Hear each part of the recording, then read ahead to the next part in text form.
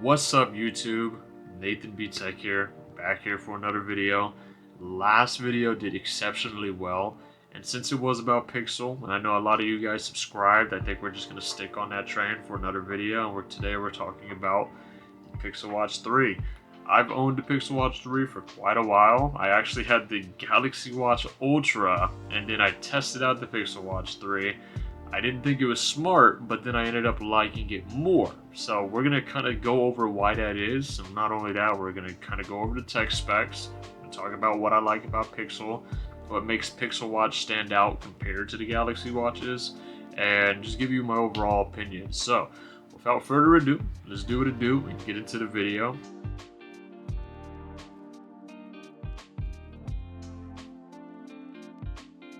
Alright, so first and foremost, we're going to talk about the design. It does come in two different sizes. This is the first time they've actually created a larger size. They've always been a smaller 41mm, and now we finally have a 45 for the people who either prefer a larger screen or the people who have a larger wrist. There is now a larger watch, so it doesn't look so minuscule on your wrist anymore if you're a giant human being, right?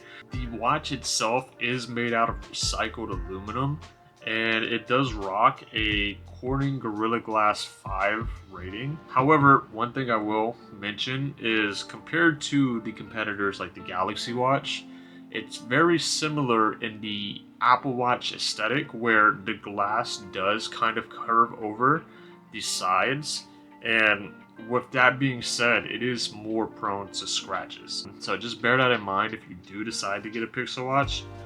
If you can find a really good screen protector, it might be kind of the way to go. It is rocking an AMOLED adaptive display from 1 Hz all the way to 60, and that does become super clutch if you do use that in the always on display setting. The always on display is immaculate. I don't know if this is just me being biased, which I don't think it was, because I was switching between the Galaxy Watch Ultra and the Pixel Watch, and always on display, I feel like the Pixel Watch does 2 times better in terms of battery life. It was just something I noticed every time I turned on the always on display on the Galaxy Watch. I got severe anxiety, versus on the Pixel Watch I can set it and forget it and not worry about it. It drains so slowly, and that was one of my big reasons why I did switch, because it's not necessary to have the always on display on, but if you can rock it and feel comfortable about it, and it's just, you know, that extra peace of mind where people can see it and people ask questions and it looks good and it's not just a turned off screen, it does go a long way in the long run. If you are considering to have the always on display, I think Pixel Watch is a no-brainer. Secondly, in terms of connectivity, it does have Bluetooth and or a LTE variant. So if you are deciding, hey, I do want to rock it with the eSIM, just make sure you do purchase that LTE. It is going to be rocking Bluetooth 5.3. It's not rocking Bluetooth 6 or anything like that, which you could argue is not necessary because you're going to have your phone in range 90% of the time.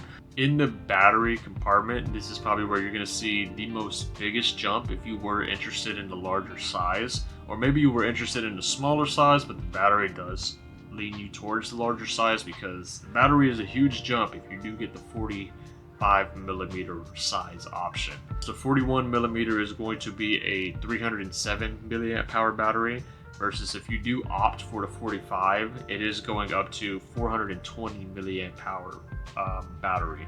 So what that means for you is you have a lot more juice in the chamber. You can stretch out that battery. And Google, the way they advertise their watch, it's up to 24 hours of always on display.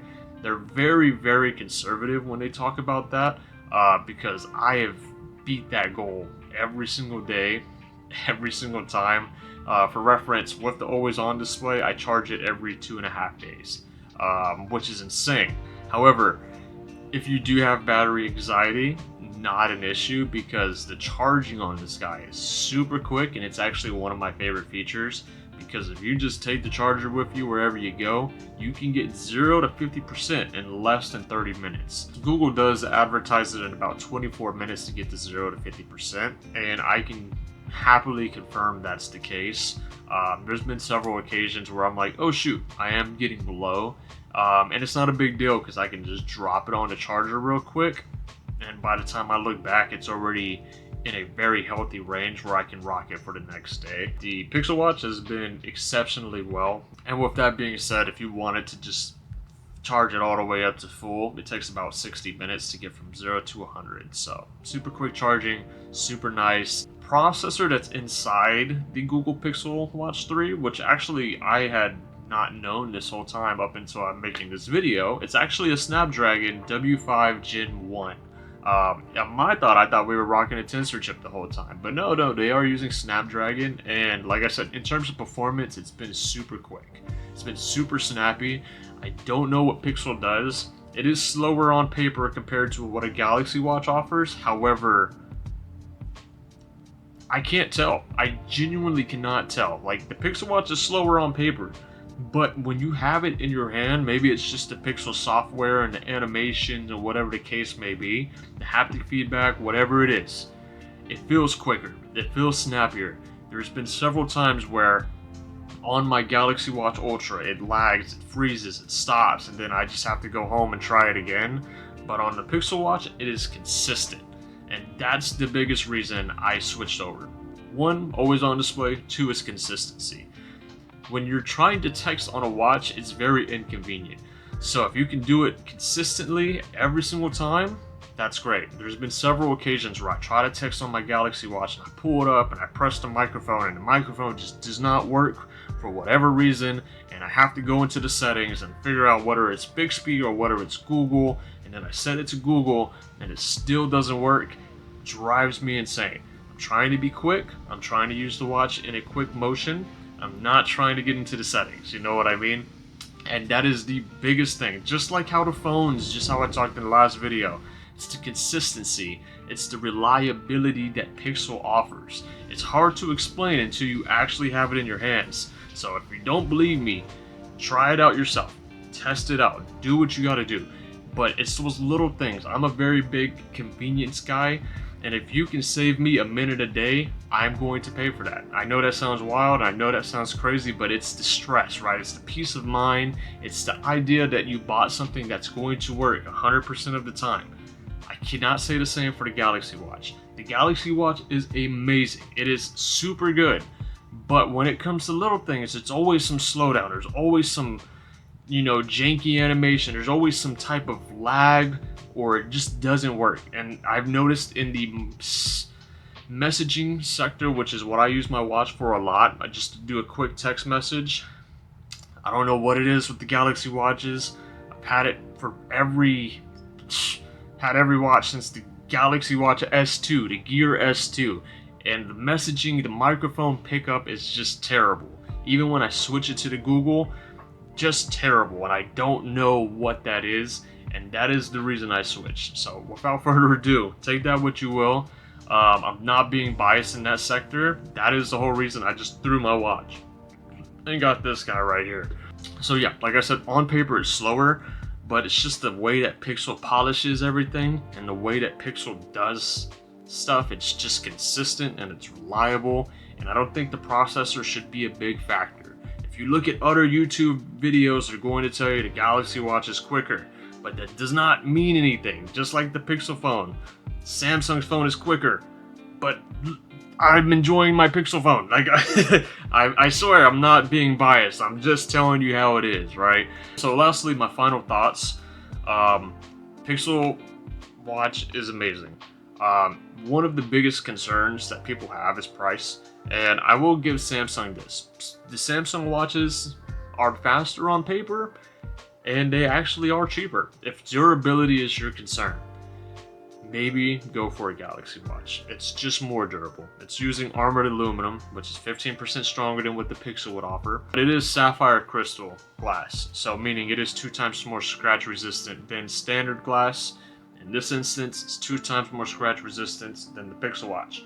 And it is quicker. So if you do use your watch for whatever reason, application-wise, you're playing games on it, maybe you'll notice a difference.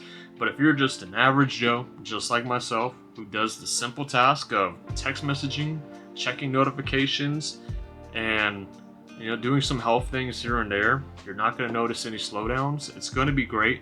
Pixel does these little things that just nobody else does. Like even on the screen, the way that they formatted the bezel, there's like a little fade inside the entire circumference of the bezel. So when you're scrolling, it looks like it's fading in. And no other watch manufacturer has done that. And I think it's a really good idea if they do, because it's such a smart little thing that nobody pays attention to. And it helps with the experience. And I'm all about the experience. In terms of everything else, really good. My favorite feature is the crown. Just doing this, you know, doing this all the time.